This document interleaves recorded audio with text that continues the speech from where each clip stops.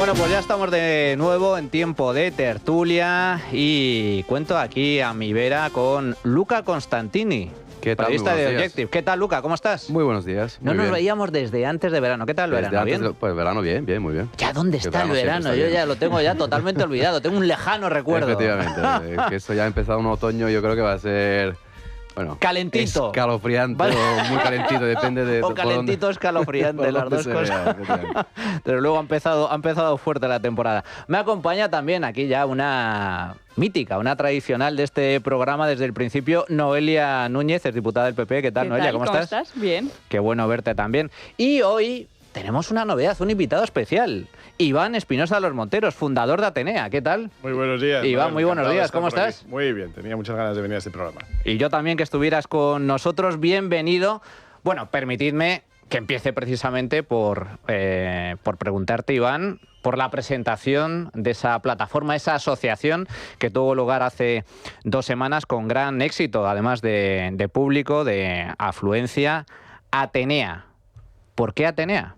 Bueno, Atenea es el nombre de la diosa del pensamiento y también de la diosa de la guerra.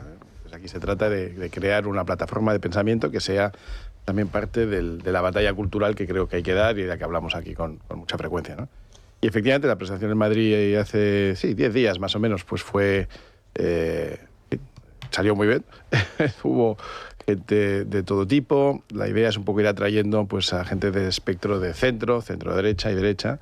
Había gente del Partido Popular, gente de Vox. Gente del Partido Popular, gente de Vox, gente que estuvo en Ciudadanos, y luego pues mucho líder de asociaciones del mundo de la sociedad civil que no se alinean con ningún partido, pero que también llevan mucho tiempo dando esta batalla y con la que esperamos colaborar.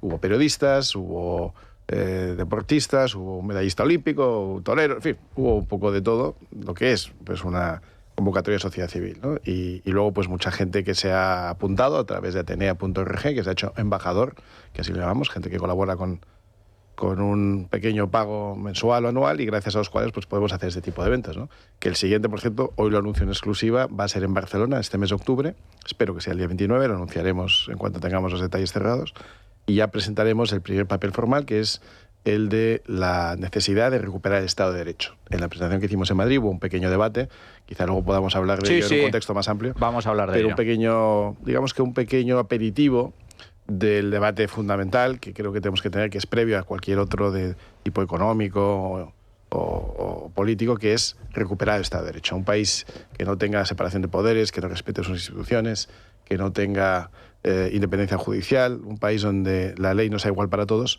pues un país en que ya no podemos hablar de nada más, ¿no? Y España tiene que recuperar esa estabilidad jurídica y esa previsibilidad jurídica que tuvimos y que ya estamos perdiendo a marchas forzadas. Eso es importante porque el Estado de Derecho es uno de los pilares claves de cualquier democracia digna de tal nombre. Yo siempre digo lo mismo, casos de corrupción hay en todos los países, ricos, pobres, medio pensionistas, da exactamente igual. La clave es que haya unas instituciones lo suficientemente fuertes y que funcionen de forma efectiva para combatir esos casos de corrupción. Y aquí en España se están debilitando de forma sustancial.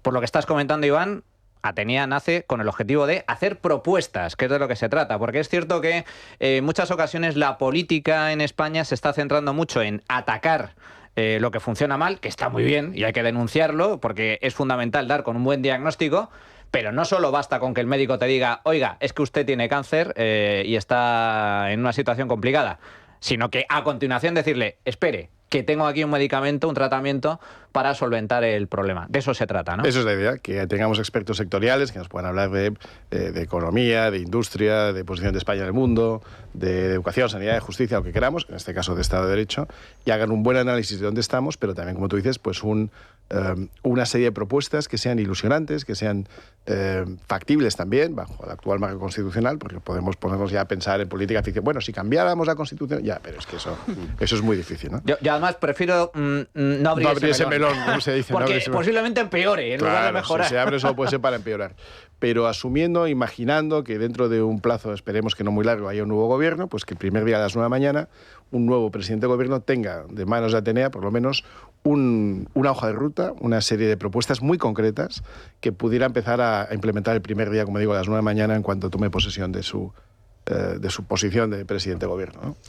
Bueno, pues enhorabuena por esa iniciativa, Joan, y espero que realmente fructifique y tenga éxito, porque lo que se necesita sobre todo no es, atacar lo que está mal o simplemente que haya un cambio de gobierno. Los cambios de gobierno se tienen que producir para que cambien las cosas, a mejor, a ser posible. Si no es un cambio de nombres o un cambio de cromos sin que haya mucho cambio notable por Pactos Ciudadanos. Efectivamente, así es. Señores, Ábalos. Yo últimamente, fijaos, las últimas horas en el debate público, en el debate de opinión pública, se habla mucho de chistorras, de lechugas, de soles, y algunos dirán, bueno, pero ¿esto qué es? ¿Estamos hablando de un menú, el menú del día en un restaurante? No, estamos hablando de los sobres del Partido Socialista. Anda que no se ha publicado y no se ha hablado de los sobresueldos del Partido Popular, de Luis Bárcenas, el extesorero del PP, y esas denuncias, esas anotaciones, esa contabilidad B. Bueno, pues ahora estamos hablando de la contabilidad, presunta contabilidad B del Partido Socialista, con este informe de la UCO que pone negro sobre blanco a ese movimiento de dinero en efectivo que no se producía en cualquier sitio, se producía en Ferraz, ¿no? Efectivamente, además, bueno, hay que reconocerles que al menos fomentaban la transparencia. Porque el sobre tenía ventanita. Oye, por lo menos hay que alabarles, ¿no? Se veían los billetes perfectamente. Se veía perfectamente, ¿no? Fuera de ese chascarrillo. Qué justo es el tiempo. ¿Verdad? Qué justo es el tiempo. Es que yo creo mucho en el karma y en la justicia poética, en la justicia divina. Y oye, hay que acudir siempre a la hemeroteca de Pedro Sánchez, que siempre tiene un tuit para cada momento que se está viviendo en el gobierno del propio Pedro Sánchez, ¿no? Y es el que se hacía tan ofendido por los sobres del Partido Popular. Y oye, en estas últimas 48 horas, en el otro lado del muro, debe haber habido un apagón. Yo no he escuchado nada. Yo es que ese lado del muro no lo frecuento, pero debe haber habido un apagón, porque, oye, ni uno de los socios, nadie del Partido Socialista, absolutamente nadie ha dicho nada con el informe demoledor de la UCO que acredita, primero, la vida, el nivel de vida que llevaba un exministro de Pedro Sánchez y mano derecha de Pedro Sánchez con respecto a los ingresos que tenía, con respecto a las propiedades que tenía, los dineros que movía, ¿no? Ellos los llaman las chistorras, los soles, las lechugas, que los folios, las cajas de folios. No es la dieta mediterránea, sino que son los billetes de 500, de 200, como acredita la UCO en ese informe, ¿no? Ese nivel de vida, y nadie sospechaba nada en el Partido Socialista. Veían normal que Ábalos pasara gastos al Partido Socialista de 2.000, 3.000, 5.000 euros y nadie se llevaba las manos a la cabeza. Esos 90.000 euros, que es presuntamente lo que vendría a haber pagado Ferraz a Ábalos. ¿Les parece normal que un secretario de organización pase gastos de kilometraje por 90.000 euros, pero que ha ido a dar la vuelta al mundo, ha ido a Venezuela o a República Dominicana en vez de en Falcon, ha ido en coche? Bueno, yo creo que este informe es demoledor. Este informe viene a acreditar que algo raro pasa en Ferraz, que habrá que esperar a que la justicia dilucide si efectivamente hay esa financiación irregular, porque recordemos, ya no solo es el escándalo de pagar en sobres, es pagar en efectivo. Un partido político que maneja dinero en efectivo, ¿de dónde sale ese dinero? Una práctica que, por cierto, está restringida. Tú, españolito en los de a partidos pie, políticos no se puede pagar en dinero en efectivo. Y españolito de a pie, vete tú con 2.000 o 3.000 euros en un sobre sin justificar su procedencia. Ahora que tanto criminalizan el dinero en efectivo, y son los primeros que están utilizando el dinero en efectivo como supuesto método de pago de gastos de representación, ¿no? Además, en el informe de la UCO acredita que los gastos que dice declarar el Partido Socialista no se corresponden con las cantidades pagadas. Estamos hablando, según la investigación de la UCO, de cerca de 95.000 euros que se desembolsaron a Ábalos por parte de Ferraz, que no hay rastro bancario, que no está respaldado documentalmente, y por lo tanto cabe preguntarse, ¿este dinero de dónde sale? Y lo que viene a reflejar la UCO es que había una doble contabilidad, una contabilidad A y una contabilidad B. También, importante, por ponerlo encima de la mesa, qué casualidad, desde el año 2018, desde que llega Pedro Sánchez a Moncloa, Ábalos no sacó ni un duro de sus cuentas bancarias. me parece sorprendente. Es decir, que de dónde, porque el nivel de vida que llevaba era elevado y sin embargo, oye, todo lo que iba ingresando ahí lo dejaba, no necesitaba sacar dinero en efectivo. Y la cantidad de mujeres a su alrededor. 5 mujeres. Mantenía 5 mujeres al mismo tiempo, aparte de su ex esposa, algunas amigas. Ya no quedan amantes, caballeros así. En fin, un nivel de vida muy, pero que muy elevado. Vaya lío, Luca. Muy generoso, ¿no? O sea, con las personas que quería. A ver, el tema efectivamente de que no retirara dinero es interesante porque los años anteriores sí que hay datos como que, bueno, digamos, ahí retira 5.000, 6.000 euros y luego de repente cero. Yo creo que el tema del informe ese de la UCO, por la información que tengo, o sea, es una primera parte. O sea, porque la clave del dinero es, sabemos ahora que había una cantidad de dinero que desde Ferraz iba en sobres a Ábalos, pero lo que quizá no sabemos o que vamos quizá a descubrir es que parte de ese dinero volvía a Ferraz. O sea, en un círculo, digamos, de lo que sería una financiación ilegal, una financiación irregular, bastante clásica. La cantidad de dinero, yo creo que estamos ahora hablando, ¿no? Creo de 90.000 euros y tal. Yo creo que el dinero, vamos, que esa cantidad va a crecer. Yo no sé hasta cuánto pueda crecer. Pero claro, de momento tenemos un primer informe patrimonial de Ábalos, pero nos falta el de Cerdán, que es otra pieza muy importante y de Ábalos seguramente van a salir más noticias. Y luego faltan informes, aunque la UCO, digamos, les moleste. Yo creo que se hable tanto de los informes que faltan, porque ellos están haciendo su trabajo y dicen, a ver, déjanos trabajar en paz y que nadie nos ponga prisa, que también es cierto. Pero sí se esperan informes sobre, bueno, nada más y nada menos que un ministro, o sea, Víctor Torres y también la presidenta Armengol. Y Armengol. Entonces, claro, por eso antes al principio de la tertulia, o sea, hablaba de un otoño que parece ser caliente o frío, depende de cómo se vea. La pregunta que empiezo a hacerme yo, o sea, yo creo que hace 1 o 2 años se empezaba a publicar, algunos valientes periodistas empezaban a publicar informaciones sobre lo que eran efectivamente todo este entramado de corrupción que estamos descubriendo ahora, ya ni siquiera en negro sobre blanco, como tú decías en un informe, o sea, ya tenemos fotografías, o sea, dentro de poco quizá vamos a tener un vídeo.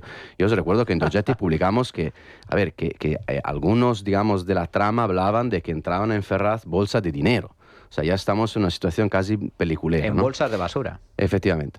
Entonces, claro, yo creo que ya hay muchas pruebas, como decía Noelia, o sea, el silencio, digamos, de la gente del PSOE, de la gente de los socios y tal del gobierno, yo creo que revela también la dificultad en lo que sería armar un relato, una narrativa, un discurso como para justificar esto. O sea, aquí todo el mundo se está escudando detrás del tema de Gaza, esto yo creo que lo veo así, el tema de la flotilla, y nadie quiere hablar de esto. Pero yo creo que la pregunta que tenemos que hacernos, y aprovecho que está también aquí Iván, que yo sé que el proyecto que tiene, digamos, es de largo plazo, o sea, quiere ir mucho más allá de este pequeño sobre de dinero, que sean 80.000, que sean 800.000. Aquí el problema de este país es otro. O sea, aquí se trata de resolver un problema, creo yo, estructural para el futuro, para el presente, para el futuro. Entonces, claro, yo creo que el tema de la corrupción irá a más, sabremos más, pero yo no sé hasta qué punto políticamente luego esto será rentable. O sea, es decir, yo creo que la sociedad, y eso que digo me consta también por cómo piensa la gente del PSOE, o sea, qué análisis están haciendo en el Partido Socialista. Ellos consideran ya, o sea, el electorado va por segmentos. Los jóvenes, los de mediana edad, las personas mayores, las mujeres, los hombres y tal. Y creo que ya en realidad la sociedad española, lo que querían entender, que este gobierno tiene un problema de corrupción, ya lo ha entendido. Se trata de, o sea, y los que no lo quieren ver, no lo quieren ver. Pero yo creo que se trata ahora de aprovechar de alguna forma esta palanca de la corrupción y vincular la corrupción al gobierno, a todos, digamos, los déficits del gobierno, del Estado de Derecho, los problemas respecto a la Constitución. O sea, hay que hacer un binomio, hay que vincular estos dos elementos, porque si solo se queda el tema de la corrupción, lo que yo creo es que hay una parte de la sociedad española que ya esto pues dirá, mira, pues es verdad, así es. O sea, el sobre Ábalos, pues si no te lo voy ni siquiera a negar. Pero, y en ese pero, digamos, se puede continuar con la idea de legitimar fundamentalmente un gobierno que en otros países, evidentemente, yo creo que habría dimitido desde hace años. Totalmente. Hay que salir de la dinámica, yo creo, del y tú más, que esto es terrible, porque automáticamente siempre que sale este tipo de temas, en debates, en tertulias políticas, le dices, sacas el tema de Ábalos, sacas el tema de Koldo, sacas el tema de Víctor Daldama, y automáticamente, desde el otro lado de la bancada o de la mesa, te dicen... Pero es que el PP y el caso Gürtel y el caso Bárcenas, hay que salir de ese escenario e ir a las cosas importantes, la importancia del Estado de Derecho, la importancia incluso más allá de eso, la cuestión moral, porque no es una cuestión ni siquiera de que sea legal o ilegal. A mí me da igual, lo he dicho y lo repito ahora, me da igual si finalmente Begoña Gómez va a juicio y sale o no sale condenada. Para mí, el presidente del gobierno debería dimitir por el mero hecho de que su mujer, aprovechándose de que es la mujer del presidente, haya hecho negocietes y se haya beneficiado, aunque sea legal. Eso es intolerable en cualquier país democrático. Lo comentábamos antes con Carlos. Uno solo de los escándalos que está encima de la mesa habría supuesto la dimisión, ya no de ministros, habría supuesto la caída del gobierno entero, empezando por el presidente. Y eso aquí en España no pasa, Iván. Pero además no incondicional. Supuso la caída del gobierno anterior. Es que se nos olvida cómo llegó Pedro Sánchez al gobierno. Pedro Sánchez no era ni siquiera candidato del Partido Socialista a las elecciones. Pedro Sánchez no era ni siquiera diputado cuando forma una moción de censura en base a una acusación que se le hace al gobierno anterior. Tú dices, hubiera supuesto. No, es que supuso la caída del gobierno anterior basado en un informe o en una sentencia judicial, bueno, que se podría discutir muchísimo. Con una frase metida en calzador que se le atribuye. Que luego fue corregida. De un magistrado, de un tío del Partido Socialista. Bueno, entonces que llegó a lomos de la limpieza y de la honradez y de la transparencia y de no sé qué tal, y del gobierno bonito, aquel que decían, nunca me parece bonito, pero en fin, esas cosas que decían ellos, este es el que hoy nos está diciendo que todo esto da igual. Cuando hablamos de Begoña, dejemos de hablar de Begoña, porque no es Begoña, es la mujer de Pedro Sánchez. Porque nunca son ellas o ellos, nunca son los maridos o las mujeres. Son el actor principal el que, utilizando a su marido o a su mujer o a su pareja o a su padre o a su hermano o a sus hijos, son los que se están corrompiendo, son los que se están llevando un dinero que no les corresponde. Yo estoy contigo, me da igual lo que diga el juicio de Begoña. Es más, me da igual Begoña, es que no es Begoña. En este caso es la esposa de Pedro Sánchez. Luego es Pedro Sánchez, es el caso, no es el caso de Begoña, es el caso la esposa de Pedro Sánchez, que digo, podría ser al revés, podría ser el marido de una presidenta de una comunidad o de una vicepresidenta del gobierno. Porque es siempre lo mismo. Utilizan a familiares para que aparentemente no sean ellos los que se están llevando el dinero. Familiares, hermanos, hermanas, hermanos también en España. Y por cierto, parte del problema de por qué no se les ataca más duramente es porque en otros partidos tienen mucho cuidado también, porque sospechan, a ver si vamos a ser demasiado duros con este y luego el nuestro, el que tenemos en tal provincia o en tal otro sitio, pues no tiene tampoco todo tan limpio, ¿no? Como decía Warren Buffett, cuando se baja la marea se ve quién estaba bañando desnudo, claro, es que... Entonces, el problema yo creo que es casi sistémico. Y es que a pesar de todo, a pesar de todas las veces que hemos escuchado escándalos, a pesar de todas... Es que se siguen produciendo. Es que a mí me asombra que todavía en el 2025 se sigan pagando sobres en efectivo. Es que eso no se hace en ningún sitio del mundo. Yo empecé a trabajar hace 30 años, por cierto, en este edificio. Empecé a trabajar hace 30 años y hace 30 años los gastos de viaje de una empresa seria que yo trabajaba se justificaba, por supuesto, documentalmente con la factura. El kilometraje, el kilometraje iba con una medición exacta. ¿Usted dónde ha ido? A Cuenca y vuelta. Bueno, pues son tantos kilómetros, a tanto por hora o a tanto por kilómetro, tantas pesetas en esa época, ¿no? ¿Qué más? No, pues he tenido que poner gasolina y he tenido que comer en un sitio y he tenido que invitar a un cliente. Tráigame el justificante. Y al final de mes se sumaban los importes y, por supuesto, que te hacían una transferencia. Exacto. Transferencia, por favor. ¿Cómo vas a pagar en efectivo los gastos, teóricamente, en los que has incurrido? Es que, ¿cómo van a manejar el PSOE, el Partido Socialista en su sede de Ferraz, el mismo PSOE que ha prohibido el pago en efectivo? Que no puedes ir a una joyería o a la compra y pagar con 2.000 euros en efectivo. Que está prohibido. ¿Quién maneja esas cantidades de efectivo en España hoy? Pues solamente los que manejan dinero que procede de dudoso origen. Entonces, es que es un escándalo. Y Luca decía, esto es rentable, no es rentable. Joder, que es rentable. Tú fíjate, Ábalos es rentable por dos vías, Ábalos y tantos otros, ¿eh? Es rentable por la vía de los ingresos, te lo están cascando, y es rentable por la vía de los gastos, 0 gastos, ¿no? Esto es maravilloso. O sea, y me refiero a rentabilidad política. No monetaria. Pero es que esto también. Sí, pero que también. Es decir, que es la doble vía. O sea, yo no tengo gastos, de repente, ¿no? O sea, yo todo lo que ingrese, esto es para mí, y luego no pago un solo gasto de nada. No pago un litro de gasolina, no pago una compra, no pago el colegio de los niños, no pago, porque todo eso viene por el otro lado. Pero ¿cómo seguimos?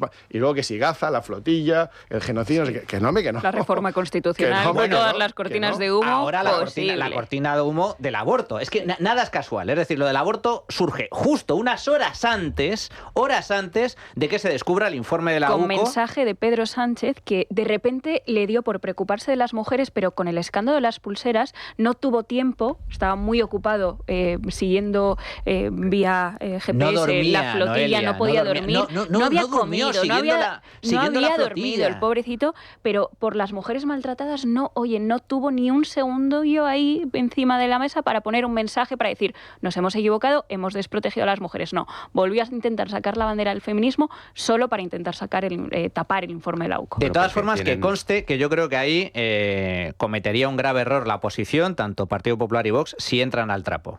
El tema del aborto, o sea, no. Además, yo creo que ha hecho bien el Partido Popular ahí. El tema aborto constitucional, no lo vamos a apoyar. Siguiente tema. Y corrupción. Vayamos a lo importante.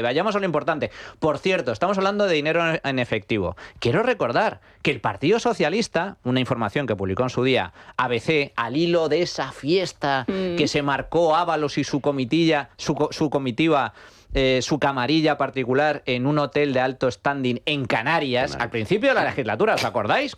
En 2021 dijo que no pagaba en efectivo. Por cierto, ha cambiado de opinión. Ábalos viajó ahí para un tema de inmigración. Sí. O sea, Ábalos se fue ahí con un tema, no te digo humanitario, pero sí con una cuestión social de la inmigración, por la preocupación del gobierno, porque llaman los migrantes, y aprovechó, porque creo que el encuentro era el viernes, aprovechó para quedarse el fin de semana, y ahí efectivamente por primera vez empiezan a salir igual ahí conoció a la colombiana, ¿no? a la colombiana de los audios, igual fue ahí donde la conoció. Pues esto ya no. ¿Quién sabe? Sí, fue con relación de la inmigración. Pero ABC publicó ahí la información. Había billetes de 500 euros. Sí, que se pagaba ahí con eran dinero las famosas efectivo. chistorras que eran los billetes, eso, no solo de 500 euros.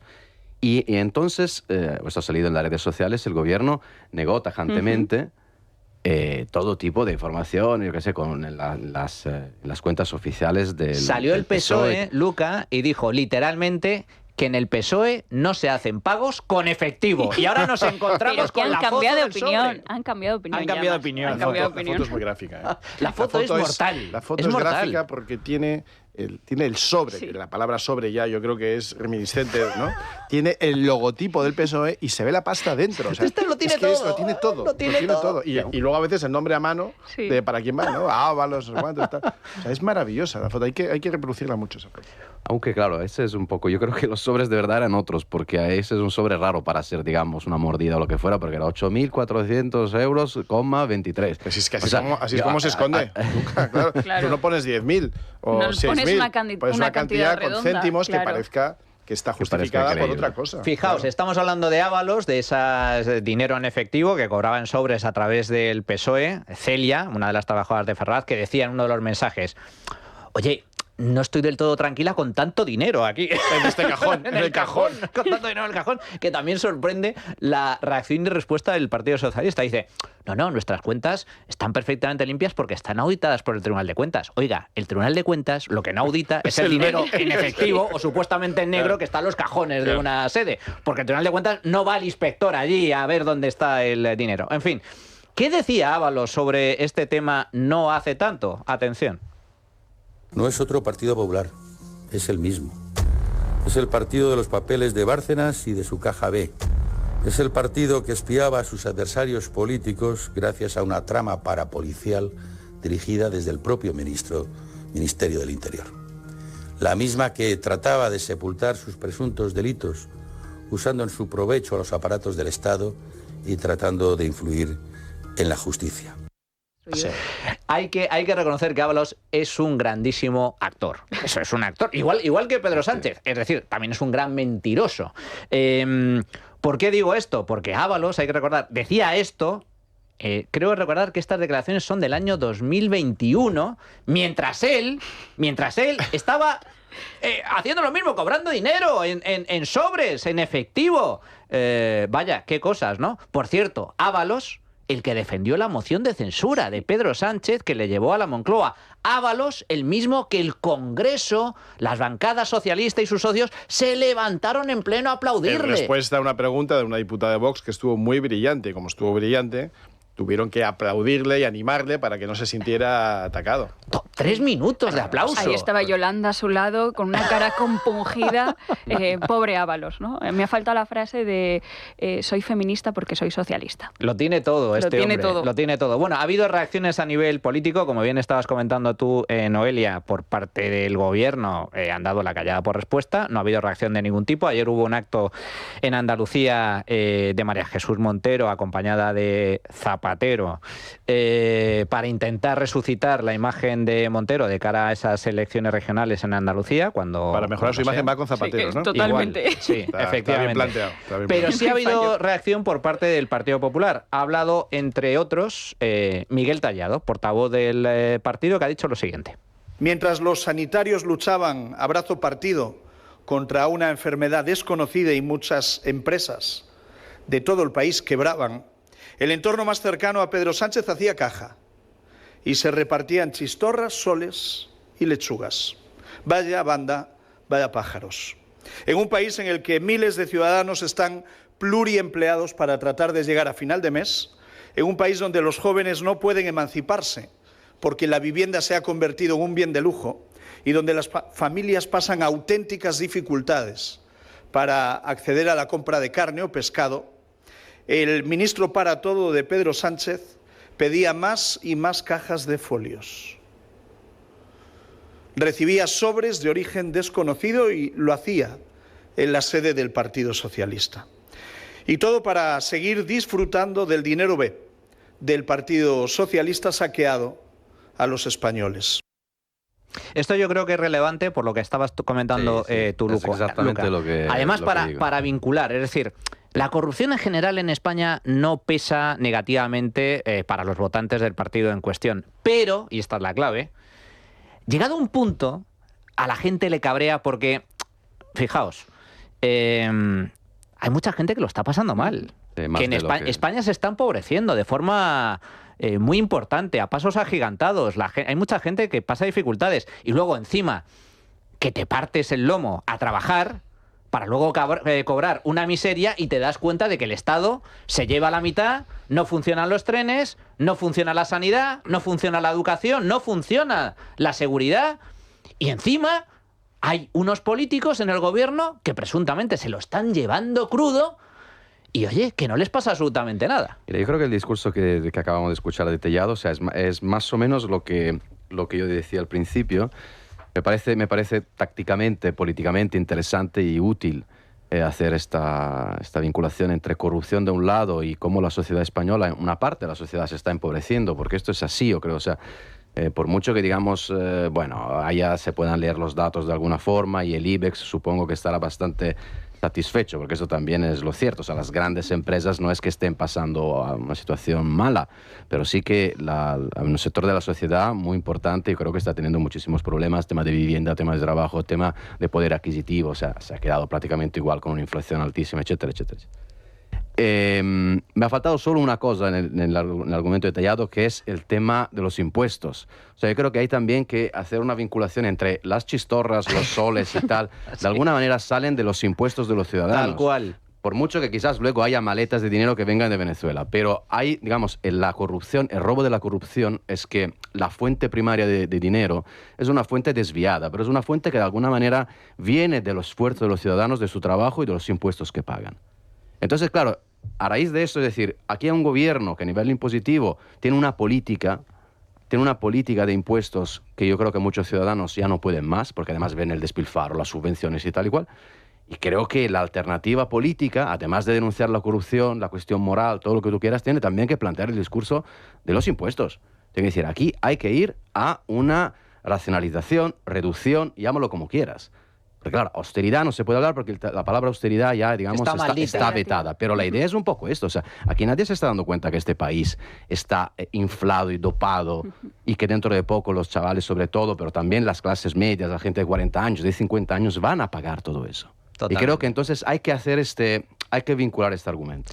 Claro que viene de los impuestos porque, entre otras cosas, esas presuntas comisiones, al fin y al cabo, tú, como político, como responsable político, le das o manipulas una licitación, una obra pública para dárselo a una determinada empresa y la empresa te paga una comisión ilegal. Y esa comisión te la paga con el dinero que le paga el Estado por la ejecución de esa obra pública. ¿Y cómo se hacen las carreteras en este país? Con el dinero de los impuestos, con lo cual efectivamente esas presuntas comisiones sin duda salen, pues de donde sale todo prácticamente, del sector privado, del esfuerzo de empresas y familias. Vamos a hacer una pequeña pausa, pero antes una recomendación.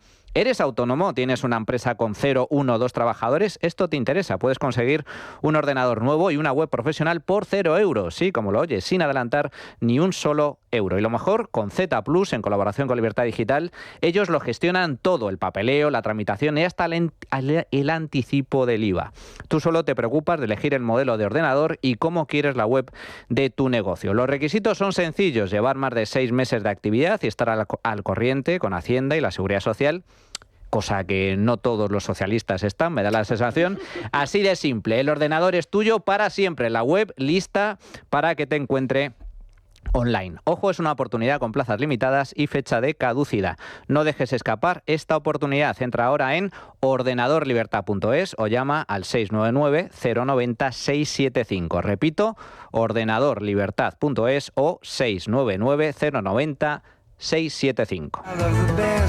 Bueno, pues ya estamos de nuevo en tiempo de tertulia. Por cierto, a todos aquellos que les gusten las canciones, la música que suena en este programa, que sepan que hay una playlist disponible en Spotify con todas las canciones del programa. 14 horas tenemos ya de música y con gran éxito, por cierto. A la gente parece que le está gustando. Señores, hay una derivada política que me parece interesante, porque esto del informe de la UCO sobre el patrimonio, los movimientos, el dinero de Ábalos, como comentábamos antes, apunta a una financiación ilegal del PSOE, aunque todavía falta recorrido, porque lo que se avanza es que había un circuito, el circuito tradicional para blanquear dinero de comisiones ilegales a través de, yo te pago gastos en forma de este tipo de sobres, pero al mismo tiempo luego se produce una donación por parte de los beneficiarios para que el partido también se financie. De hecho, en el informe de la UCO hay un episodio muy concreto que llama la atención cuando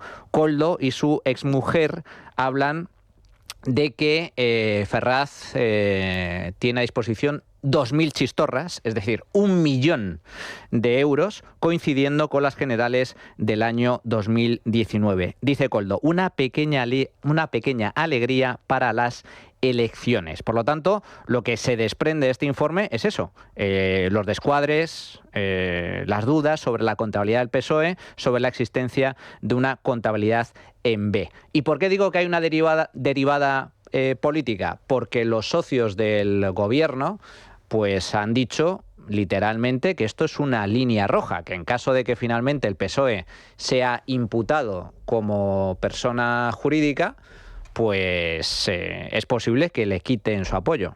Fijaos.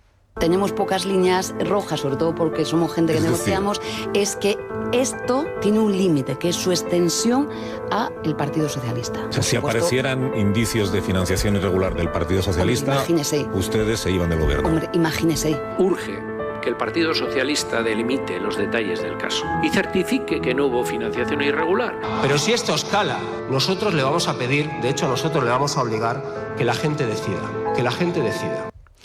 Aquí han escuchado a Yolanda Díaz, líder de Sumar, PNV y Esquerra, Gabriel Rufián. Dicen que eso es línea roja. Financiación ilegal del PSOE, no, por Dios. Como eso se demuestre, se acabó lo que se daba, Iván. En este casino se juega, ¿no? Esto es un escándalo, como en Casablanca, ¿no? Pero si es que es mentira, es que no le aguanta. Y Pedro Sánchez sabe que, o sea, es un juego de mentirosos en el que todo el mundo sabe que el otro miente. Es decir, alguna vez se ha escuchado a alguno de los socios del gobierno en una conversación informal decir que, claro, que ya se sabe que Pedro Sánchez es un mentiroso, claro. Lo saben y le siguen apoyando. Igual que Pedro Sánchez sabe que estos tres han mentido. que les da igual las líneas rojas que dicen que han marcado, que si hubiera financiación ilegal del PSOE se acaba la legislatura, que pedirán a la gente que decida. Es mentira.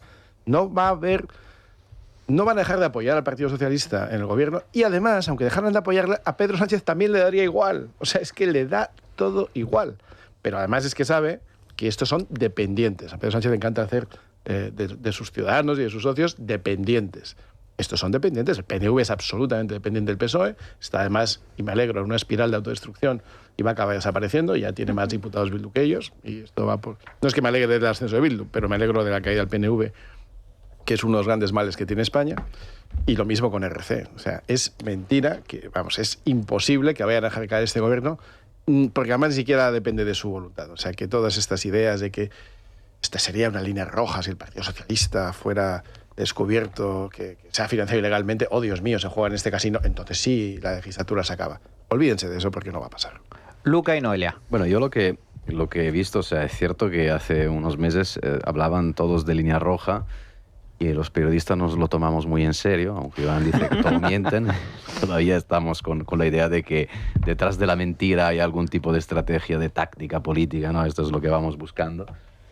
Es cierto que para sus votantes la idea de apoyar un gobierno, digamos, manchado por tema de corrupción y de financiación ilegal, pues tendría un coste, ¿no? Tendría un precio, digamos. Pero lo que estoy viendo en estos últimos días, siempre de carácter informal, en varias conversaciones, que es que ya están preparando el terreno de la narrativa para seguir apoyando a Pedro Sánchez si finalmente los jueces, concretamente el juez Leopoldo Puente, que está instruyendo el caso, acabe abriendo o imputando a la organización Partido Socialista por presunta financiación ilegal. Que es muy sencillo. Se trata, francamente, simplemente de decir, bueno, acaban de imputar, pero no es una sentencia firme.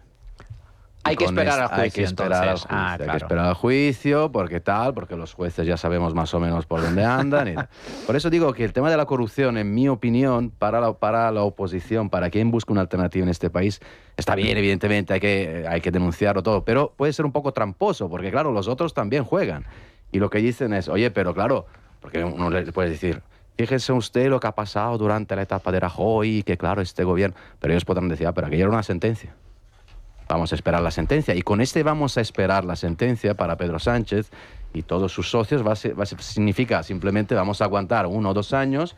Y claro, hay que esperar la sentencia de Begoña Gómez, hay que esperar la sentencia del hermano y la del partido. Nos ponemos en el año 2027. Claro, porque aprovechan los tiempos de la justicia. Es una justicia garantista, pero es una justicia lenta.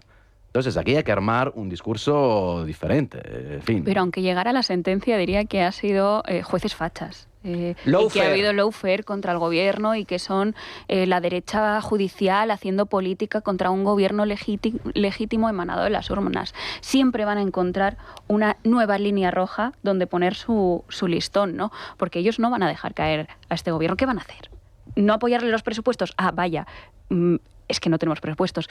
No apoyarle normas en el Parlamento, ahí vaya, sí, Pedro Sánchez gobierna a espaldas del Parlamento. ¿Qué van a hacer? La capacidad de convocatoria de elecciones la tiene Pedro Sánchez. Los socios son ridículos. Los socios solo están poniendo el cazo para ver qué recogen de cara a sus propios intereses, no a los intereses generales. Por eso les da absolutamente igual lo que pase. Con respecto a la financiación ilegal del PSOE, los informes de la UCO son como las trilogías de los libros, ¿no? Y el segundo libro no se suele entender sin el primero. En el primer informe de la UCO, relacionado con Santos Cerdán, había una parte de ese informe donde se venía a decir que el cabreo del Partido Socialista, el cabreo del propio presidente del gobierno con respecto a Ábalos, con respecto a Santos Cerdán, no venía por lo que estaban haciendo, no venía por ese cobro de comisiones que se estaban repartiendo, ¿no? Sino de hacerlo de espaldas al propio Partido Socialista. Que iba por libre. Que iban por libre. Eso es lo que cabreaba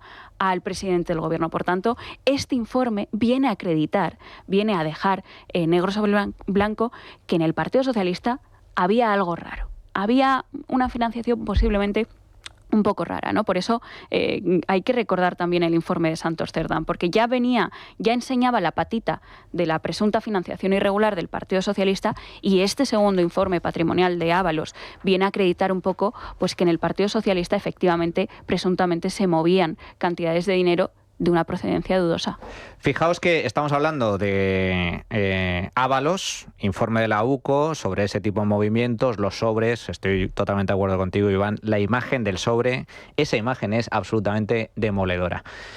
Pero es que también ha habido novedades con respecto a Begoña, la mujer del presidente. Esta semana también hemos conocido la existencia, atención, de 121 correos relevantes en los que la asesora de Moncloa, la asesora que trabajaba para Begoña, para llevar su agenda institucional, pues resulta que gestionaba iniciativas vinculadas a su cátedra y a la financiación, a la petición de dinero para la misma. Hay que recordar que Begoña Gómez, en sede judicial ante el juez, declaró que efectivamente que su asesora, Cristina Álvarez, le había hecho algún favor, pero favor personal de carácter excepcional. Y yo me pregunto, 121 correos.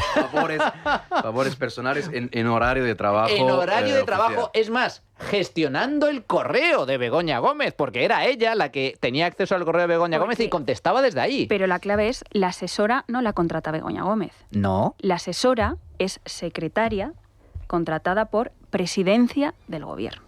No es una asesora que contrata Begoña o una asesora que se contrata en exclusiva para...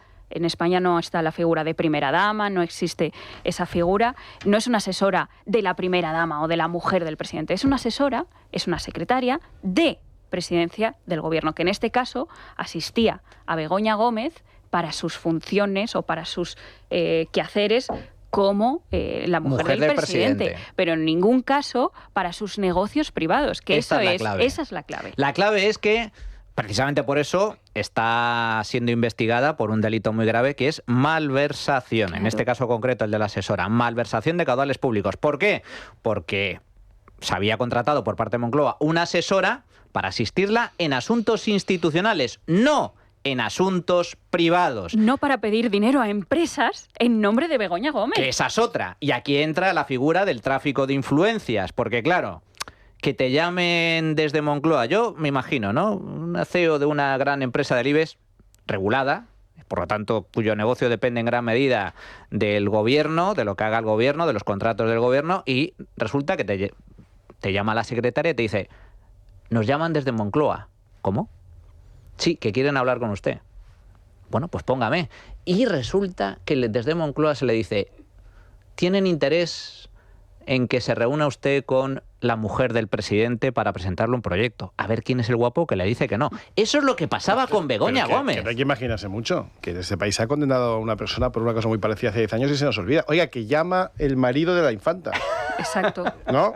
¿Usted coge el teléfono o no? Cual. Que llama el yerno del rey. Bueno, pues lo coges. Pues lo coges. Claro. ¿No? Y luego a partir de ahí lo que pase, pues podrá ser delictivo, no serlo, no, pero claro, si te llama el yerno del rey, si te llama el marido de la infanta, si te llama la mujer del presidente, por eso vuelvo a lo de siempre, que no es Begoña, que es la mujer del presidente. Eso es. Porque Begoña hace 10 años o dentro de 10 no le coge el teléfono a nadie. Nadie. Salía Bolaños si no este fin de hablar. semana a decir, es que a la pobre Begoña Lo la persiguen tenemos. por ser la mujer de Pedro Sánchez. Claro, Exacto. Fíjate, Claro. tenemos el corte. Esto es lo que decía el ministro de Justicia al respecto. Le tengo que confesar que cuando leí esa parte del auto me sorprendió, porque estaba bien escrita y bien puntuada. Luego lo entendí todo. Pero más allá de la gramática y de la sintaxis y de la ortografía de esos autos, creo que en algo sí estamos de acuerdo. Y es que Begoña Gómez está incursa en este procedimiento judicial porque es la mujer del presidente del gobierno. Si no fuera la mujer del presidente del gobierno, seguramente no habría ni causa, porque ni siquiera el sindicato ultraderechista hubiera presentado aquella querella con recortes de prensa. Y por tanto, vuelvo a reiterar mi confianza absoluta en el Estado de Derecho, mi confianza absoluta en la justicia. Estoy convencido que el sistema de recursos de nuestro país pondrá las cosas en su sitio y la verdad se abrirá camino. Bueno, por fin, Claro. yo estoy de acuerdo con Bolaños. Es que precisamente por Menuda eso, por bronca ser le la habrá mujer del echado presidente, Pedro Sánchez. está implicada en un presunto delito de malversación y tráfico de influencias. De nuevo, el matiz o el instrumento de la comparación, ¿no? Es decir, no es que cuando a tu marido hacen presidente a ti te imputan. Eso, o sea, no es así. Es cuando tú actúas de una manera presuntamente ilegal siendo la mujer del presidente. Porque el contraejemplo es muy claro. ¿Quién sabe cómo se llama la mujer de Rajoy? Nadie. Bueno, nadie... Pocos. Pocos. ¿Quién sabe qué aspecto tiene? No le han imputado por ser la mujer del presidente, porque siendo la mujer del presidente, pues fue la cosa más discreta que se ha visto nunca. No seré yo un gran defensor de la anterior legislatura o del anterior gobierno, pero desde luego la mujer del presidente pasó absolutamente inadvertida en el mejor sentido. Fue lo más discreto posible, no dio un solo escándalo, ni motivo para ello. No hubo luego, no es que cuando te hacen a tu marido presidente a ti te imputan, es cuando tú te aprovechas del hecho de que a tu marido le han hecho presidente para llevarte un dinero que no te corresponde sin ningún tipo de capacitación y sin ningún tipo de justificación, claro que te imputan por ser la mujer del presidente. Por ser la mujer del presidente que se lo está llevando crudo. Es que precisamente por eso, también noticia de esta semana, el juez Peinado, que está llevando el caso de Begoña Gómez, califica de fundamental la relación de Begoña Gómez con Pedro Sánchez en el tráfico de influencias. Ve fundamental esa relación en los presuntos delitos investigados. Es decir, considera que nos encontramos ante indicios racionales, fundados y sólidos de la comisión de hechos delictivos. ¿Pero por qué?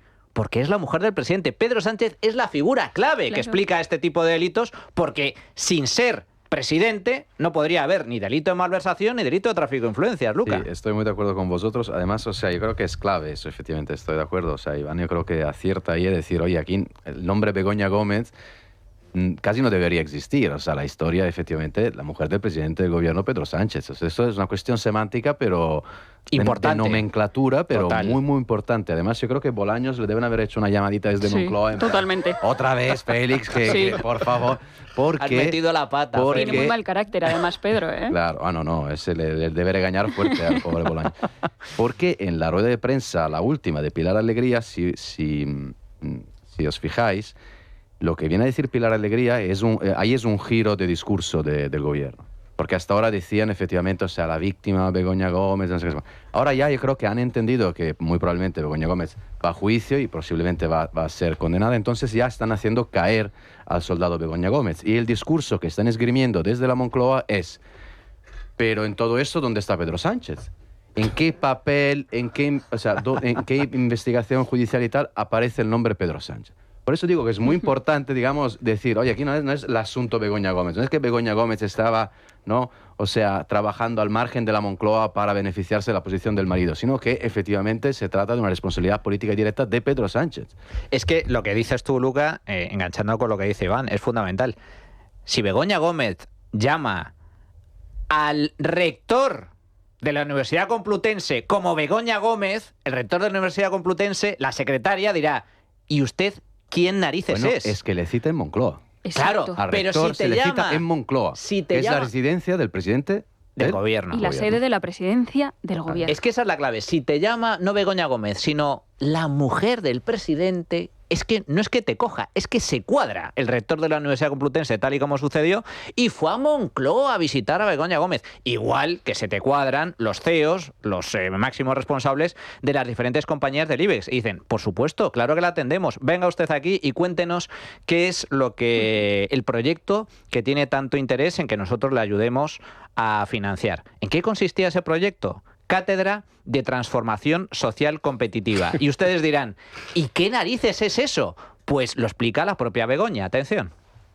Entonces, a partir de ahí, el restaurante puede pensar, a partir de conocer los objetivos de desarrollo sostenible, a partir de que yo quiero ser parte de esta transformación social, este restaurante podría apoyarse en 2 puntos. Uno, podría apoyarse en un ODS ecológico, porque reciclo, porque utilizo energías limpias, porque consumo productos ecológicos, o podría apoyarme, por ejemplo, en un proceso que es ODS pues, educativo, ¿no? ¿Por qué? Pues porque puedo enseñar a la gente a comer bien. Esta es una perspectiva que cambia totalmente el restaurante, porque tú puedes decir, ¿tu restaurante qué hace? ¿Dar comidas o tu restaurante qué hace? Mi restaurante lo que hace es generar educación, a ver si me sale ahora, mi restaurante lo que hace es educar en comida sana a mis clientes a través de productos ecológicos de proximidad. ¿Os ha quedado claro, Iván? Chistorra de Navarra. Yo también haría una cátedra, vamos. La chistorra de Navarra de proximidad absoluta. Y una lechuga de la huerta también de Navarra, vamos, de una proximidad absoluta para los restaurantes. No es lo mismo servir comida, ser un restaurante, que un restaurante que eduque en la comida. Te sientas, vas a comer y empiezan a educarte. En el marco de los Objetivos de Desarrollo Sostenible.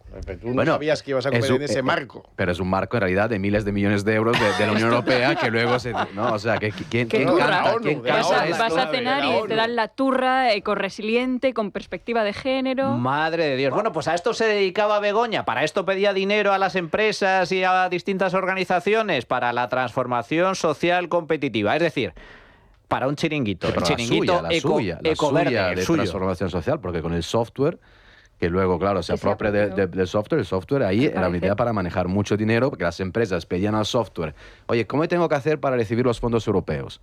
Y claro, si el software lo controla la mujer del presidente, pues ¿quién pueda saber mejor que ella cómo recibir los fondos europeos? Es una transformación social competitiva para ella fenomenal. O sea, Totalmente. Bueno, en fin, vamos a hacer una pequeña pausa y regresamos con más temas. Importante, vamos a hablar de Zapatero, vamos a hablar de las actas de ETA y vamos a hablar también de inmigración, que es un tema candente. Bueno, pues ya estamos de vuelta en tiempo de tertulia. Señores, me gustaría cambiar de tercio para centrarnos en un tema que creo que es especialmente relevante, porque esta semana hemos leído, hemos comprobado, negro sobre blanco, las informaciones relativas a esas negociaciones de Zapatero con la banda terrorista ETA. En concreto, tu periódico, Luca, The Objective, ha sacado las actas. No solo ha hablado de las actas, sino que tiene físicamente las actas y ha mostrado fotografías de las mismas. Esas actas en las que los terroristas pues ponían sobre el papel lo que estaban negociando con Zapatero, negociaciones que se prolongaron durante años y que finalmente pues culminaron en ese anuncio del cese de la violencia, cese definitivo de la violencia en octubre del año 2011. Pero claro, lo que cabe preguntarse aquí es ¿a cambio de qué? Porque todos los gobiernos negociaron con ETA para lograr el fin de la banda y no todos lo consiguieron. De hecho, lo que hizo tanto el gobierno de González como el gobierno de Aznar fue levantarse de la mesa. No así el gobierno de Zapatero, que finalmente pues hizo que a través de esta negociación la banda anunciara el cese de la violencia, como digo. Pero la clave, lo que reflejan las actas, es que no fue a cambio de nada, sino que fue a cambio de cesiones muy concretas y cesiones ciertamente graves, ciertamente preocupantes, que vulneran, pisotean el Estado de Derecho, la ley y, sobre todo, la dignidad de las víctimas. Para tratar esta cuestión contamos con Jaime Mayor Oreja, que es exministro del Interior y presidente de la Fundación NEOS. Señor Mayor Oreja, ¿qué tal? Buenos días, ¿cómo está? Buenos días, muchas gracias. Bueno, pues mi primera pregunta al respecto es ¿cómo valora, aunque ya se sabía mucho del contenido de estas negociaciones, cómo valora la publicación de estas actas? Porque en ellas se ven claramente cómo el gobierno de Zapatero cedió en cosas muy relevantes. No solo estamos hablando de la reducción drástica de penas a terroristas condenados, estamos hablando de que desde el gobierno se llevaron a cabo chivatazos a la banda terrorista para evitar detenciones, para evitar operaciones policiales. Incluso se llegó a ofrecer dinero a ETA a través de una ONG. Sí, bueno, primero debería hacer una precisión. El gobierno de Aznar nunca negoció con ETA. El gobierno de Aznar inició unos contactos que llamamos indagatorios ante la noticia de que ETA había dejado de matar por un pacto con el Partido Nacionalista Vasco, y el gobierno lo que hizo fue indagar exactamente el significado porque nos parecía que algo había que hacer, pero nunca hubo una negociación política con ETA, en ningún sentido. Correcto. Pero segundo, lo que es evidente es que desde el 2005, yo tengo un artículo de agosto del 2005 donde yo denuncio lo que hoy aparece en todas las actas, ¿no? Que esto era una negociación con ETA. Y por eso yo personalmente no me he extrañado, porque además conocía parte de las actas, ¿no? Pero yo lo denuncié en el año 2005 y lo he defendido en solitario a lo largo de estos años y he tenido que recibir muchas descalificaciones precisamente por decirlo. Lo más grave de todo es que hoy el gobierno que tenemos es una continuación de aquello. Es decir, la mentira se ha hecho gobierno. Aquel proceso, porque pactaron un proceso, no pactaron la autodeterminación, no, un proceso que podía llegar a la autodeterminación. Ese proceso hoy nos sigue gobernando. Esto no es un proyecto de un gobierno de coalición, es el gobierno de un proceso que se pacta con ETA el 2004, que en un momento determinado se hace gobierno con la moción de censura de Sánchez en 2018 y que hay que darse cuenta que tenemos delante de nosotros un proyecto muy arraigado en los políticos de la izquierda española y del nacionalismo y que probablemente, aunque pierdan las elecciones, van a mantener esta asociación, reforzándose en el País Vasco, y en Cataluña va a haber un Frente Popular Vasco con ETA a la cabeza, y en Cataluña un gobierno de estas características con el PSC y Esquerra Republicana de Cataluña, y probablemente tratarán de convencer a Sánchez de que se mantenga al frente del Partido Socialista, y bajo la excusa de que está gobernando la ultraderecha, que puede ser la suma del PP y Vox, en cualquiera de las modalidades, coalición o apoyo externo de Vox al gobierno, eso les va a permitir la justificación de un nuevo Frente Popular Vasco con ETA a la cabeza, un Frente Popular Catalán con PSC y Esquerra a la cabeza. Y eso es lo que yo creo que es la primera consecuencia y conclusión del conocimiento de las actas, que estamos viviendo un largo proceso, que se ha hecho gobierno, que probablemente, Dios lo quiera, pierda las elecciones generales, pero es evidente que luego va a continuar ese proyecto en España. Esto que comenta don Jaime precisamente es lo que explicó hace muy pocos días, el pasado 29 de septiembre, en un acto que tuvo lugar en el auditorio de la Mutua madrileña, un acto de la Fundación NEOS, la fundación que usted preside, bajo el título "El extremismo se hace gobierno". Y ahí avanzaba precisamente este escenario. Es decir, que en caso de que finalmente Pedro Sánchez pierda las próximas elecciones generales y haya una alternativa, una alternancia, llegue al poder el Partido Popular con el apoyo de Vox, automáticamente se va a producir un nuevo frente popular, un nuevo frente extremista con el PSOE, con Bildu, con Esquerra, y que va a traer consecuencias relevantes, porque sería un paso más en esta alianza que mantiene el PSOE con Bildu, ¿no? Efectivamente. Vamos a ver, el proceso que firmaron el 2004, tal y como se ve en las actas, le ha llevado al gobierno al Partido Socialista. Periodo que se interrumpe cuando gana Rajoy las elecciones por mayoría absoluta en 2011. Lo que sucede es que Mariano Rajoy, digamos que mira para otro lado y lo hereda ese Frente Popular ya en el gobierno con la moción de censura Sánchez en el 2018. Pero eso significa que ahora ETA piensa que de la misma manera que el proceso que ha dado el gobierno al PSOE, ahora le toca a él. Y por eso le toca gobernar a la luz del día el País Vasco. Como ya en las encuestas se ve que ya hay una mayoría de izquierdas con el PSOE y con Podemos en el País Vasco, eso va a gobernar el País Vasco. Y entonces lo que significa que vamos a tener un gobierno de España con un gobierno de ETA en el País Vasco, sumado a un gobierno de la extrema izquierda o radical o lo que sea de Cataluña. Y ese es el escenario que tenemos. Es decir, esto no es un gobierno de coalición que se forma en un momento determinado entre tres partidos, no. Es lo que yo denomino un Frente Popular, un gobierno del proceso que se produjo en aquel momento, que se hizo gobierno y que hoy yo lo denomino Frente Popular. Y va a continuar. Por eso lo importante es que los partidos de la derecha, la alternativa de gobierno a lo que hay, sea consciente de lo que va a tener enfrente y que tiene que tener mucha fortaleza para hacer frente a un pacto vasco-catalán con ETA a la cabeza y con Esquerra Republicana y PSC en Cataluña a la cabeza, para saberle hacer frente.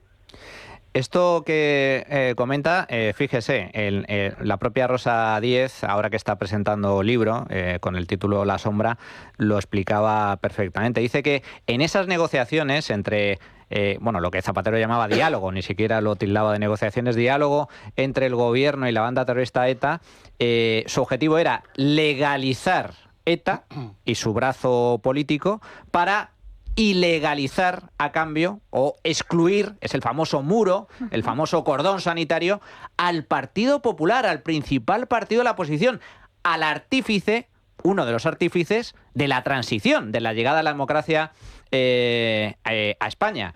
Y esto, ahora lo que usted dice, don Jaime, es que esto se va a materializar ya no solo en acuerdos puntuales, sino en alianzas estructurales de gobierno socialista con Bildu y con Esquerra. Sí, efectivamente, yo creo que eso es la lógica del proceso, pero van a perder el gobierno de España, en mi opinión, si es que antes no hacen lo que no están escritos. Por eso tendrán que estar preparados los partidos para, hasta en el día del escrutinio, estar muy pendientes de lo que sucede, porque son capaces de todo. Pero la lógica es lo que usted apunta, ¿no?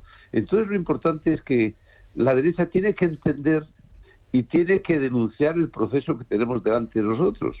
Tiene que explicar lo que es este Frente Popular, porque si no lo hace, probablemente puede ser que si solamente se trata de una pugna entre dos partidos que compiten, PP y Vox, Vox y PP, pues es evidente que por ello esperarán que ese gobierno sea un chasco, un fracaso, que dure poco tiempo, que es la extrema derecha, para volver otra vez al poder.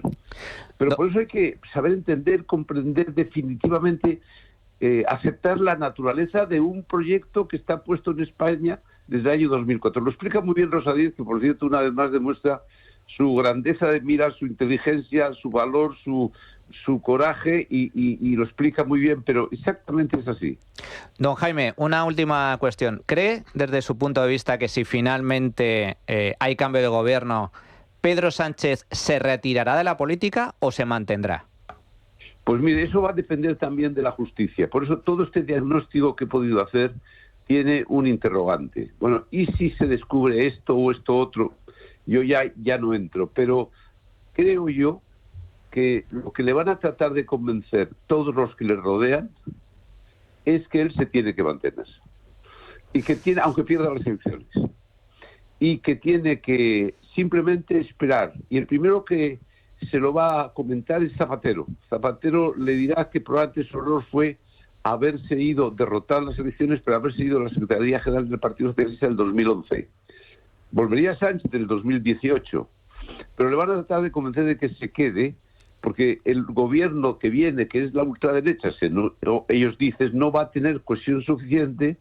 Son dos partidos muy distintos, PP y Vox, y eso va a durar muy poco.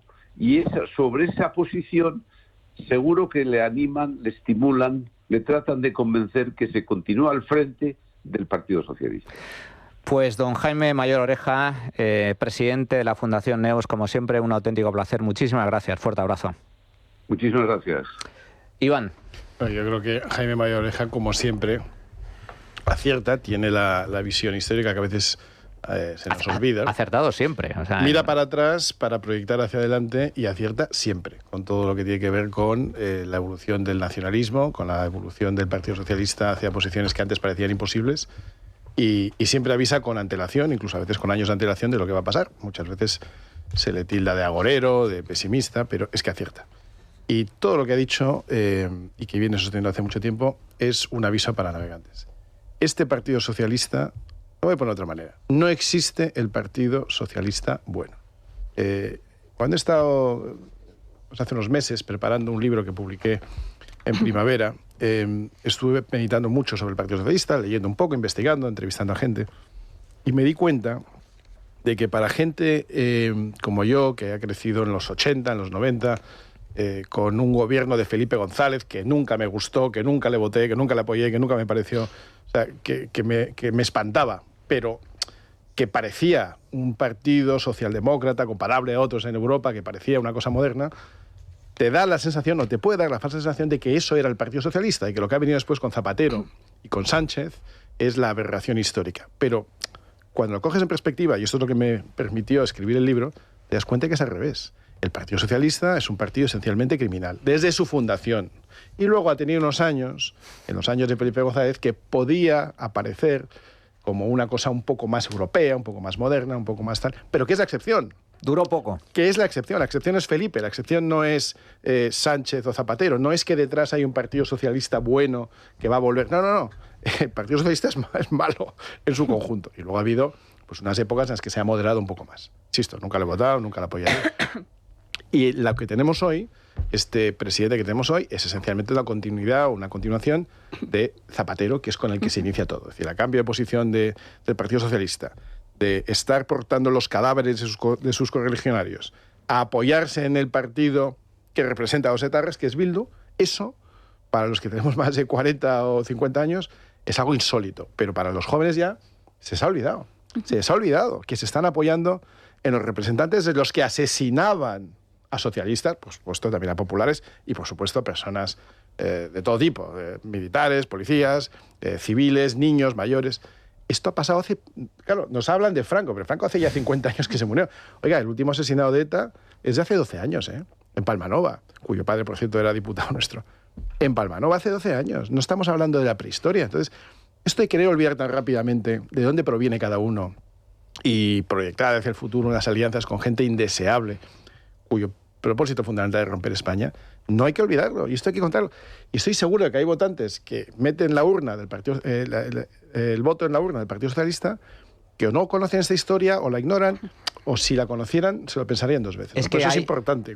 Hay una labor de blanqueamiento, no solo es la legalización de Bildu y del brazo político de ETA, sino de blanqueamiento, de relato muy importante, que por un lado, en eso consiste la memoria histórica. La memoria histórica consiste en decir que la República era el paraíso, que Franco era lo peor del mundo, cuando, por cierto, fueron los procuradores franquistas los que precisamente facilitaron la llegada de la democracia, se hicieron el harakiri, literalmente, sí. Y al mismo tiempo decir que ETA, bueno, son hombres de paz, tanto es así que ahora gobiernan gracias también a los votos de Bildu. Y como bien comenta Mayor Oreja, el siguiente paso será ya una alianza estructural. Es decir, que Bildu va a gobernar en el País Vasco con el apoyo del Partido Socialista. Ya se está dando eso. En Pamplona ya gobierna Bildu gracias al apoyo del Partido Socialista, ¿no? Cuando decías la memoria es algo personal, individual. Y cuando se colectiviza, no es memoria, es relato. Y eso es lo que le interesa al gobierno, ¿no? Y no de Pedro Sánchez. Pedro Sánchez es solo el alumno aventajado de José Luis Rodríguez Zapatero. Es Zapatero quien inicia este camino y ahora queda acreditado en esas actas que ha publicado The Objective, ¿no? Con respecto a las negociaciones que tuvo lugar con la banda terrorista ETA, donde se buscaba no solo pues, un blanqueamiento de ETA, sino la exclusión del Partido Popular. Pero eso también se ratificó en Cataluña con los pactos del Tinel, donde se prohibía al Partido Socialista catalán llegar a acuerdos con el Partido Popular, ¿no? Zapatero es quien inicia ese camino que es un cambio de régimen. Un cambio de régimen constitucional a un nuevo régimen, a un nuevo tiempo en España, quizá más enfocado a una nueva república en nuestro país, donde se altera cualquier ordenamiento jurídico que tenemos, y es la hoja de ruta que está siguiendo Pedro Sánchez. Cuando Pedro Sánchez levanta el muro y se coloca como en los buenos, y en los que están en contra de Pedro Sánchez son los malos, y en su lado de los buenos tiene a Bildu, tiene a Esquerra, que dieron el golpe de Estado en Cataluña, tiene a Junts, tiene al Partido Nacionalista Vasco, cuando coloca ese bloque en los buenos y automáticamente todo lo demás es facha, todo lo demás es ultra, todo lo demás busca derrocar un gobierno legítimo, establece cuáles van a ser los parámetros de esa legislatura, ¿no? Pedro Sánchez no es un tipo brillante, no es la resurrección de Pablo Iglesias, fundador del Partido Socialista, no, simplemente está siguiendo al dedillo lo que José Luis Rodríguez Zapatero inició como presidente del gobierno, y ahora lo estamos viendo, esas consecuencias, esa división, ese enfrentamiento entre españoles, esa legitimación de los que mataban a sus propios compañeros, obedece única y exclusivamente a que buscan. El objetivo final de José Luis Rodríguez Zapatero, utilizando ahora a Pedro Sánchez como presidente del gobierno, es cambiar el modelo que tenemos en nuestro país. Dices tú, no es especialmente inteligente, lo que es una persona sin escrúpulos, claro, absolutamente amoral o inmoral. Y efectivamente la continuación de Zapatero, porque fue Zapatero el que reabrió las heridas de la guerra civil, y fue Sánchez el que desenterró al dictador. Y lo paseó en helicóptero pocos días antes de las elecciones generales. Hay que recordarlo. Desde entonces, pandemia, apagón... Bueno, los mil males. Y luego también, continuación de Zapatero.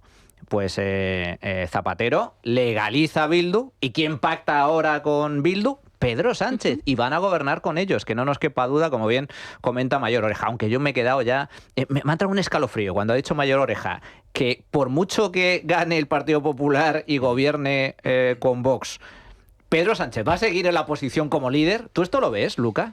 Mira, yo creo que, no creo, Mayor Oreja, yo creo que la reflexión que hace es una reflexión de información que le llega, y que eso a veces pues uno confunde, digamos, que seguramente... Opinión con información. Que seguramente tiene una grandísima capacidad de análisis, pero os digo que esto es un discurso que se está debatiendo en este momento entre los llamados críticos de Pedro Sánchez, que todavía los hay en el PSOE, están apartados, están aislados, pero los hay. O sea, el Partido Socialista también tiene su facción crítica, aunque Sánchez, digamos, los ha invisibilizado fundamentalmente. Y la gran reflexión que están haciendo ahora ellos, tuvieron una comida, creo que la semana pasada se publicaron algunas informaciones, yo publiqué 2 o 3, en fin, tuvieron una importante comida, eran varias personas, decenas de personas, y una de las cuestiones era, ¿qué pasará? ¿Qué va a pasar?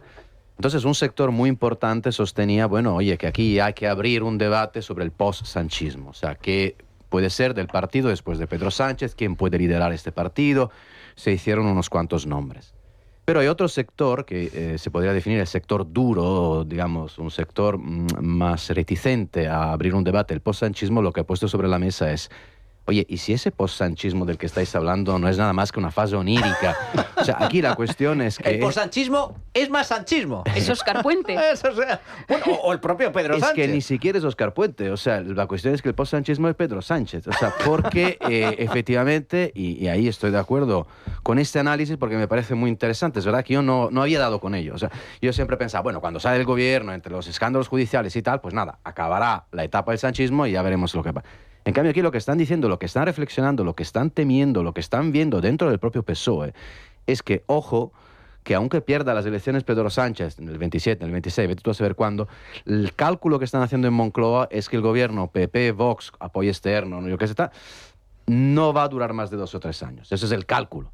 Entonces a Pedro Sánchez le conviene mantenerse al mando del partido, y hay algunas decisiones que ha tomado que están, digamos, demostrando o validando esta tesis. El hecho de que haya enviado todos sus ministros en las baronías territoriales, en Aragón, en Andalucía. Eso significa que él no está preparando el post-sanchismo, él está preparando su continuación. La continuación, exacto. Entonces esto es un elemento, porque dices, a ver, si el gobierno PP-Vox va a ser débil, Pedro Sánchez puede entre 2 o 3 años volver con un discurso en plan, yo ya he gobernado, tengo los apoyos, o sea, seguir intentando para controlar el país.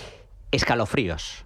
Me ha entrado así un escalofrío. Pedro es domingo es un día de fiesta, pero ¿qué quieres que te diga? Esto es lo que hay ahí dentro. Como digo yo siempre, cuando lleguemos a ese río, cruzaremos ese puente. Primero, para que se produzca el post-sanchismo, la continuación o no de Pedro Sánchez en política, primero tiene que haber elecciones, punto 1. Y segundo, ganarlas, que aquí algunos se están adelantando diciendo, esto ya está hecho. No. Ni siquiera ganarlas, que te dé la suma para gobernar, porque claro, en el 23 se ganaron las elecciones, pero no dio la suma para que ellos no formaran gobierno. Yo es que cuando hablo de de ganar elecciones me refiero a gobernar, si no, ya no es victoria.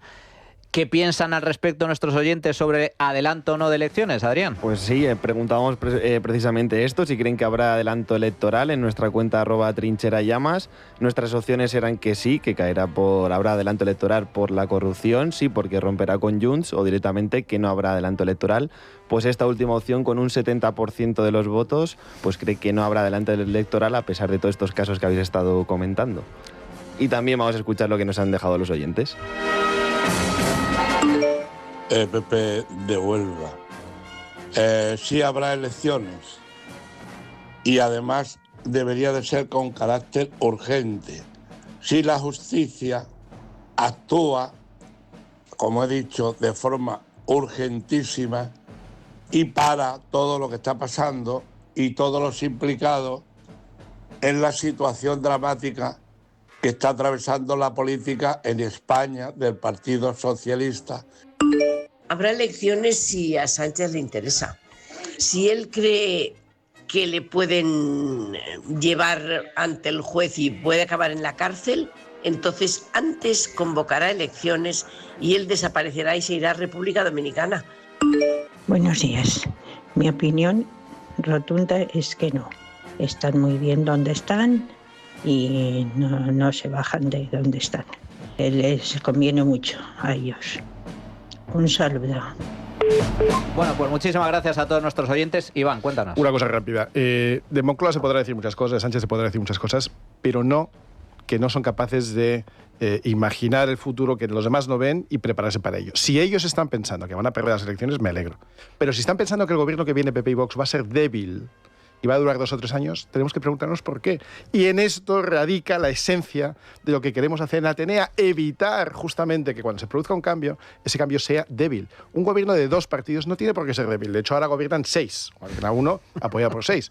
Pero cuando vengan los otros, tendremos que preparar, o tenemos que ayudar, o tenemos que poner las bases para que haya un entendimiento suficiente para que el gobierno no dure 2 o 3 años, como prevén ellos, sino 20, si es posible. Pero para eso hay que empezar a trabajar ya, y en eso es en lo que está Atenea. Fundamental. Yo siempre he dicho lo mismo. PP y Vox no solo están condenados a entenderse, es que tienen que entenderse porque comparten muchas cosas en común. Y sin embargo, en lugar de exacerbar las diferencias, deberían exacerbar las coincidencias, que son muchas y muy importantes. Iván, ¿te lo has pasado bien? Hombre, yo me lo paso siempre bien contigo, Manuel, y más en esta casa. Pues espero verte por aquí próximamente. Luca Constantini, un auténtico placer. Muchísimas gracias. Un amigo muy querido ha dicho tertulión, o sea, si nos está escuchando, yo creo que tiene razón, ¿no? Y mi queridísima Noelia Núñez. Un auténtico placer estar, que estés con nosotros. Nosotros continuamos. Ahora vamos a ir con la sección, una de las secciones favoritas de nuestros oyentes, A Contracorriente,